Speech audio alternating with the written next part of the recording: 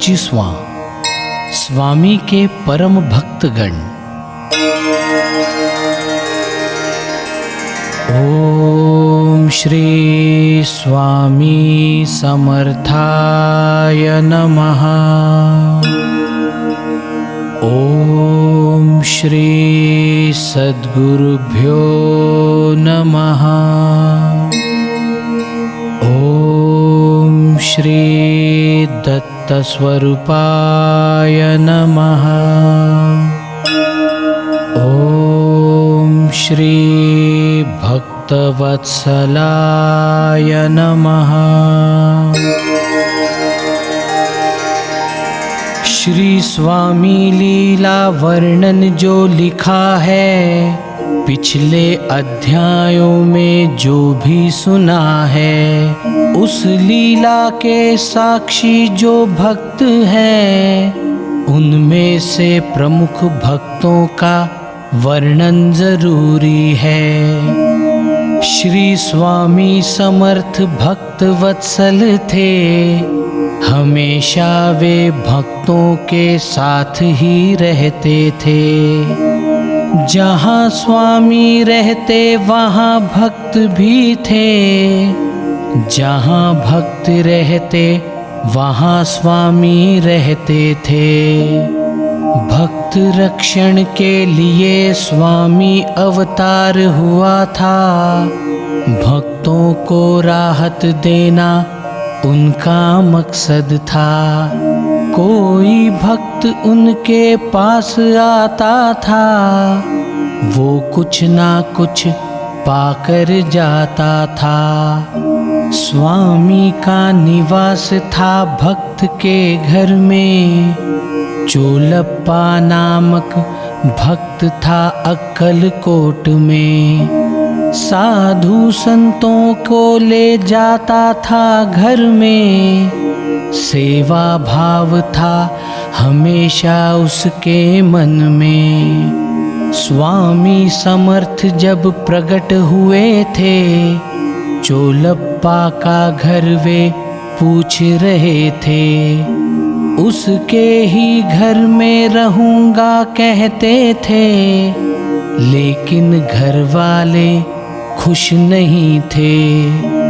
लेकिन चमत्कार से दुनिया झुकती है, ये तो आज भी दुनिया जानती है। चोलप्पा के घर वाले भी वो चाहते हैं। स्वामी भी अंतर्ज्ञान से वो जानते हैं।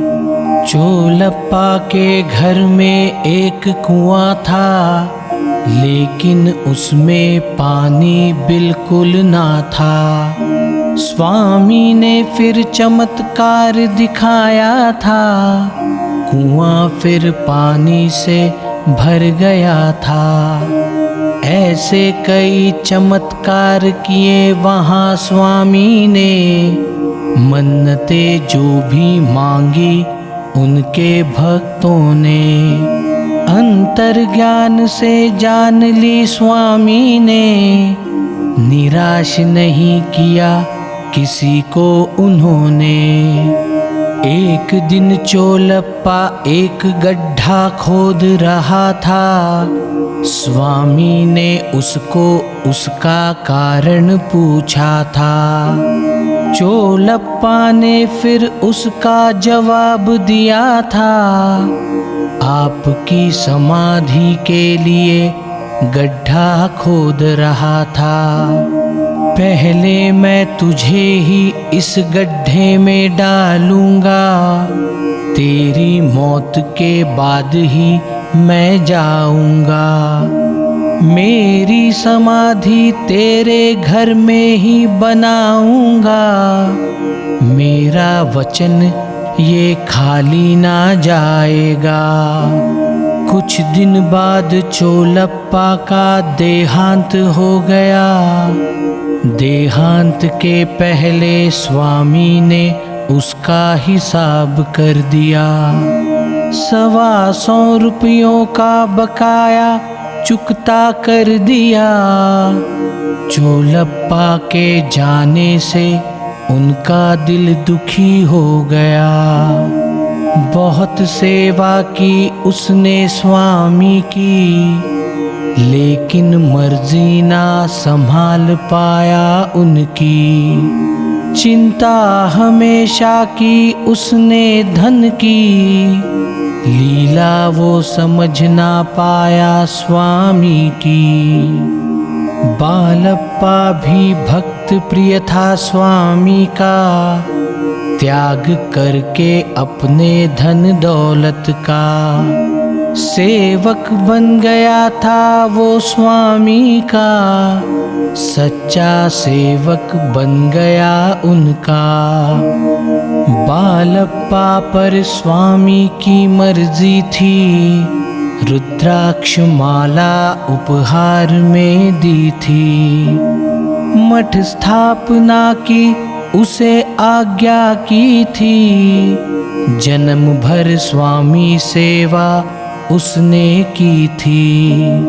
सुंदराबाई नामक स्वामी भक्त थी, स्वामी के साथ हमेशा रहती थी। आने वाली दौलत पास रखती थी, स्वामी के नाम पर बाजार करती थी। बीते जन्म की उसकी पुण्याई थी, इसीलिए स्वामी के साथ रहती थी। भक्तों से धन दौलत मांगती थी, अपने पास वो जमा करती थी। स्वामी समर्थ ये सब देखते थे, अंतर ज्ञान से वे सब समझते थे। लेकिन जानबूझकर अनदेखी करते थे, कभी कभी उसकी परीक्षा लेते थे। आने वाले भक्तों को वो लूटती थी, उनको बहुत तकलीफें देती थी। स्वामी दर्शन के लिए घूस लेती थी, बहुत धन दौलत उसने जमा की थी। एक दिन स्वामी को गुस्सा आया, मालोजी राजे को संदेशा दिया। सुंदराबाई को पकड़ने का हुक्म किया, स्वामी सेवा से उसे हटा दिया। स्वामी को फिर वो शरण आ गई, उसने स्वामी की माफी मांग ली। स्वामी के मन में करुणा जाग गई, सुंदराबाई को फिर माफी दे दी। स्वामी सेवा में वो फिर जुट गई, अंतकाल तक उनकी सेवा की। सेवा का मतलब वो समझ गई, स्वामी चरण में वो स्वार्थ भूल गई। चोलप्पा बालप्पा सुंदरा जैसे भक्त थे, वैसे ही स्वामी सुत स्वामी को प्रिय थे। स्वामी दर्शन को वे जब गए थे, प्रपंच छोड़कर वे पास ही रहे थे। स्वामी सुत स्वामी भक्ति में लीन रहते, गुण स्वामी के वे गाते ही रहते। स्वामी का भजन कीर्तन करते, उस वक्त अपना सब भूल ही जाते।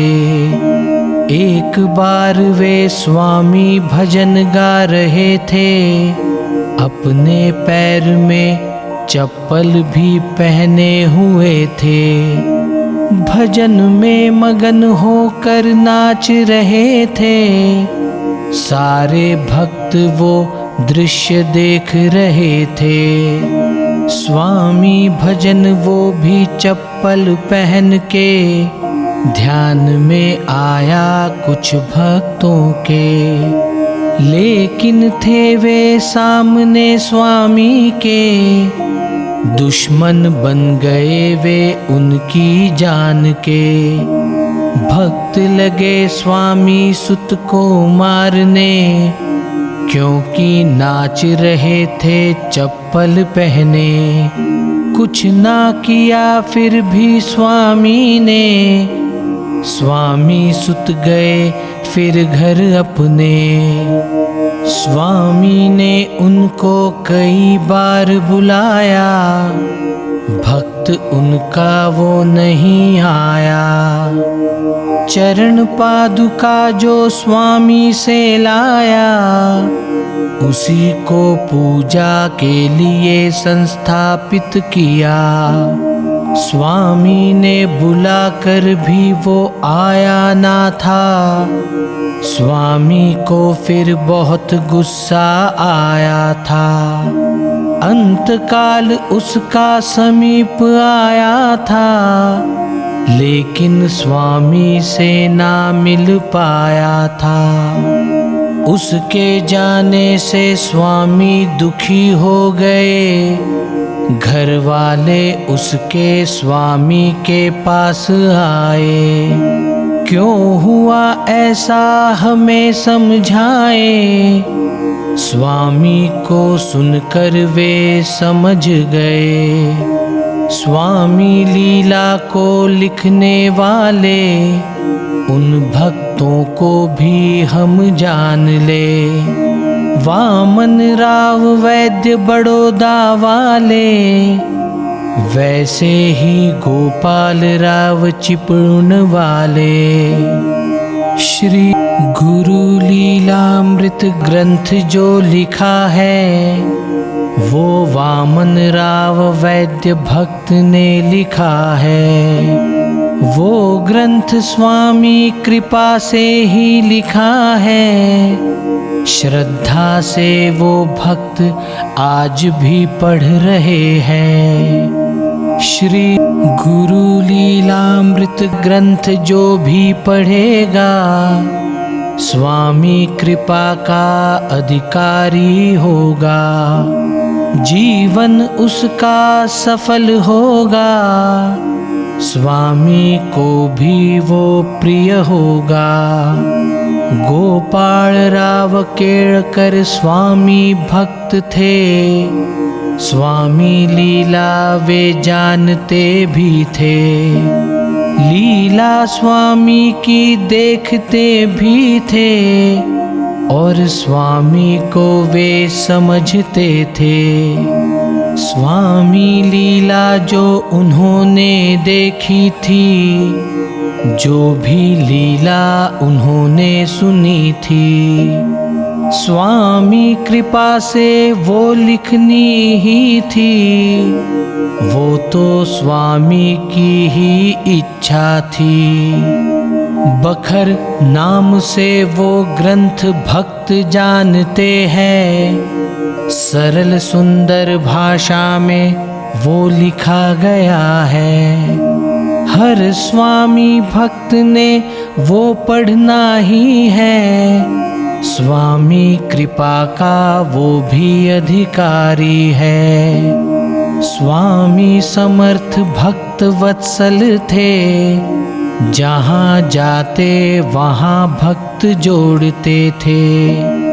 भक्तों के लिए लीला करते थे, हमेशा उनको राहत देते थे। स्वामी के भक्त नापना मुश्किल है, भक्त उनके तो अनगिनत है। उन सभी का ज्ञान मुझे नहीं है, दुनिया में आज भी उनके भक्त है।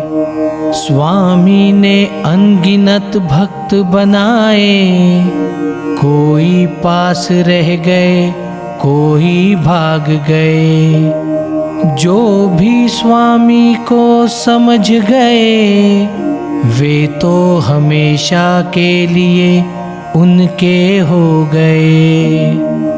यही तो स्वामी की खासियत है, आज भी वे भक्त जोड़ते हैं, सभी भक्तों को राहत देते हैं, उनको भक्त वत्सल कहते हैं। स्वामी के चरित्र को जरूर सुनना, उनकी लीला समझ भी लेना। भक्त स्वामी का बने रहना, यही है कलयुग का गहना।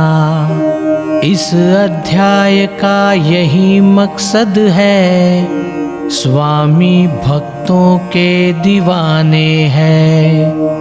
वे हमेशा भक्त जोड़ते हैं, ना उसमें कभी भेदभाव करते हैं। इस अध्याय को यहाँ समाप्त करता हूँ, जाते जाते इतना ही कहता हूँ। स्वामी कृपा से जो मैं अनुभव करता हूँ, वही मैं इस कथा में सुना रहा हूँ।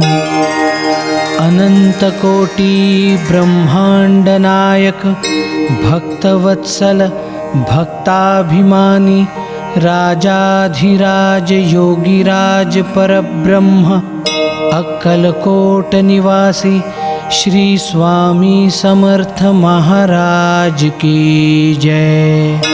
अवधूत चिंतन श्री गुरुदेव दत्त, श्री स्वामी समर्थ महाराज की जय।